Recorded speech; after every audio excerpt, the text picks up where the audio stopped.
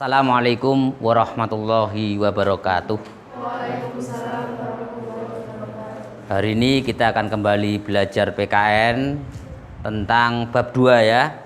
Bab 2 tentang Undang-Undang Dasar 1945. Nah, yang perlu kita pahami dari pembahasan ini adalah pembukaannya dulu. Pembukaan Undang-Undang Dasar 1945. Ada 2 poin pokok yang harus kita pahami. Yang pertama adalah isi pembukaan Undang-Undang Dasar 45, isi atau makna pembukaan Undang-Undang Dasar 1945. Yang kedua adalah pokok pikiran. Pokok pikiran dari pembukaan Undang-Undang Dasar 1945. Pertama kita akan belajar dulu soal pokok pikiran, Mas. Ya, diperhatikan dulu pokok pikiran. Masing-masing alinea dari 4 alinea pembukaan Undang-Undang Dasar 45 ini masing-masing memiliki pokok pikiran.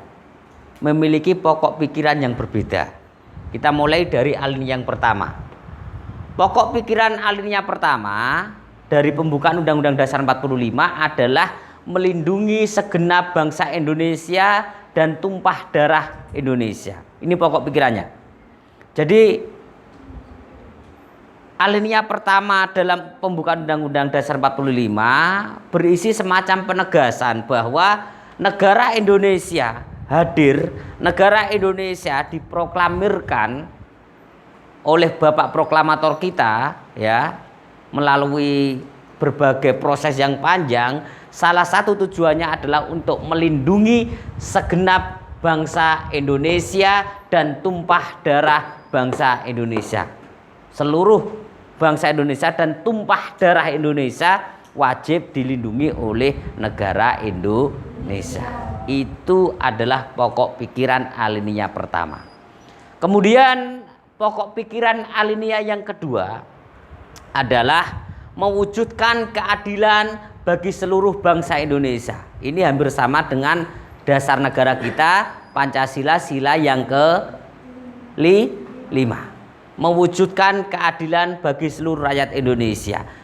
Jadi dalam pokok pikiran yang alinea kedua ini, negara wajib mewujudkan keadilan bagi seluruh rakyat Indonesia. Adil seadil-adilnya. Ya, dari sisi pelayanan, dari sisi semua keadilan bagi seluruh rakyat Indonesia. Tentu saja adil yang proporsional. Ya, adil komulatif ya, komutatif. Oke. Jadi adil di sini bukan hanya menyangkut golongan tertentu, tetapi seluruh rakyat Indonesia wajib mendapatkan keadilan. Kemudian alinea yang ketiga harus dipahami, Mas. Alinea yang ketiga pokok pikirannya adalah negara ini berdasarkan pada kerakyatan dan permusyawaratan. Negara Indonesia ini hadir, berdiri berdasarkan ya proses pelaksanaannya nanti perjalanannya berdasarkan kerakyatan dan permusyawaratan. Kerakyatan maksudnya apa? Kedaulatan yang dianut oleh negara Indonesia adalah kedaulatan rakyat. Artinya apa? Rakyat memiliki kewenangan, rakyat memiliki kekuasaan melalui lembaga perwakilan. Dalam konteks Indonesia, kedaulatan rakyat diwakili oleh sebuah lembaga yang namanya DPR di tingkat pusat, kemudian DPRD di tingkat daerah. Begitu nggih? Tuh. Kemudian permusyawaratan, bahwa segala sesuatu yang ada di tengah masyarakat Indonesia penyelesaiannya adalah melalui proses musyawarah. Jadi musyawarah ini nampaknya menjadi salah satu ciri yang paling dominan dari bangsa Indonesia. Mungkin kalau ada orang luar bertanya, sebutkan satu hal yang identik dari bangsa Indonesia, maka jawabannya adalah musyawarah. Ya, wong Indonesia itu senengannya musyawarah. Nggih, musyawarah. Musyawarah untuk menghasilkan mufakat. Tetapi belakangan musyawarah itu kadang-kala luntur. Buktinya apa? Ono kasus pencurian di tengah umum, Urung apa-apa pencuri gasai prakruk. Pencurine wis teler ra iso ngomong lagi ditakoni, jane sampean maling apa ora? Wong ra iso ngomong, akhire ya meneng ae. Ya toh, meneng dianggap diam, tambahi kepruk prakrok. Akhire bablas tekan kuburan. Nah, itu tidak boleh. Jadi kasus apapun, baik itu pencurian, pelanggaran aturan apapun, ojo main hakim sendiri. Ada musyawarah. Ya kemarin saya lihat postingan di sebuah media sosial, ono wong ceritane nggak tahu di daerah mana, kayaknya di daerah Tuban. Ono orang ceritane jika kontak sepeda motor wong, orang opo-opo dipakpuk karo wong akeh. Omong ono ora ngerti paham lagi teko-teko ning video kuwi, lagi teko ora paham persoalane, lagi teko langsung nutuk bocah ngono. Ini kan jadi lucu, padahal salah satu karakter bangsa Indonesia adalah musyawarah. Jadi sama kalau ada persoalan penyelesaiannya wajib musyawarah. Ora kok langsung main hakim sendiri. Ya ono wong teriak maling begitu ya. Sampean teko ora ngerti ku maling apa ora langsung jikok watu mbok kepruk.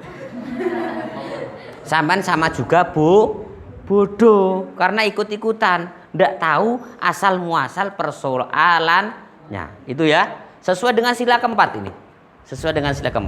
Pokok pikiran alinea yang keempat adalah negara berdasar pada ketuhanan yang Maha Esa menurut dasar kemanusiaan yang adil dan beradab. Ini sesuai dengan sila pertama dan kedua. Bahwa Indonesia adalah bangsa yang percaya adanya Tuhan, bahwa Indonesia adalah bangsa yang mewujudkan kemanusiaan yang adil dan beradab, menjunjung tinggi kemanusiaan. Idealnya begitu. Oke, paham? Ini pokok pikiran. Jadi kalau ada pertanyaan, karena kelas 9 itu sudah pertanyaan-pertanyaan sudah mulai analisis ya. Jadi jawabannya ini. Kemudian isi ya, kandungan isi pembukaan Undang-Undang Dasar 45 apa? Ini ada sedikit perbedaan ya. Kalau tadi pokok pikiran ini isi, alinea yang pertama berisi dalil subjektif dan objektif. Dalil subjektif pengertiannya bagaimana? Alinea pertama pembukaan Undang-Undang 45, dalil subjektifnya adalah merupakan inspirasi bangsa Indonesia untuk lepas dari penjajahan. Merupakan inspirasi bangsa Indonesia untuk lepas dari penjajahan. Kenapa? Karena Indonesia pada waktu itu sudah luar biasa merasakan dampak penjajahan dari sisi sosial dan kemanusiaan. Ratusan tahun kita dijajah. Ya. Makanya kemerdekaan yang diraih oleh bangsa kita bukan kemerdekaan yang diraih secara cuma-cuma. Ada pengorbanan darah, ada pengorbanan jiwa dan raga luar biasa. Kemudian dalil objektifnya apa? Dalil objektifnya isinya adalah bahwa penjajahan di atas dunia, segala bentuk penjajahan yang ada di dunia ini tidak sesuai dengan peri kemanusiaan. Kuwi lah ditakoni dalil objektifnya kuwi, dalil subjektifnya tadi. Paham nggih? Kemudian alinea yang kedua, isinya adalah cita-cita bangsa Indonesia. Kemerdekaan harus mewujudkan cita-cita bangsa Indonesia. Cita-citanya bangsa Indonesia sesuai pembukaan Undang-Undang Dasar 45 apa? Yaitu bersatu, berdaulat, adil dan makmur. Bersatu. Sesuai dengan sila ketiga Persatuan Indonesia. Berdaulat, adil dan makmur. Kemudian alinea yang ketiga adalah kemerdekaan. Isinya adalah kemerdekaan Indonesia berkat rahmat Tuhan yang Maha Esa. Artinya kembali bahwa penegasan bahwa bangsa Indonesia adalah bangsa yang memang percaya adanya Tuhan sesuai dengan agama yang disahkan oleh pemerintah ya. Begitu ya. Kemudian yang alinea keempat adalah isinya adalah tujuan negara, terus bentuk negara dan dasar negara. Tujuan negaranya sesuai dengan alinea keempat, bentuk negara kita adalah negara kesatuan, dasar negara kita adalah negara Pancasila, dasar negara kita. Saya kira begitu ya, dipelajari betul. Jadi perbedaan antara pokok pikiran dan juga isi ini. Ini analisa karena kelas 9 sudah mulai analisa. Saya kira begitu. Matur nuwun. Terima kasih. Akhirul kalam. Wassalamualaikum warahmatullahi wabarakatuh.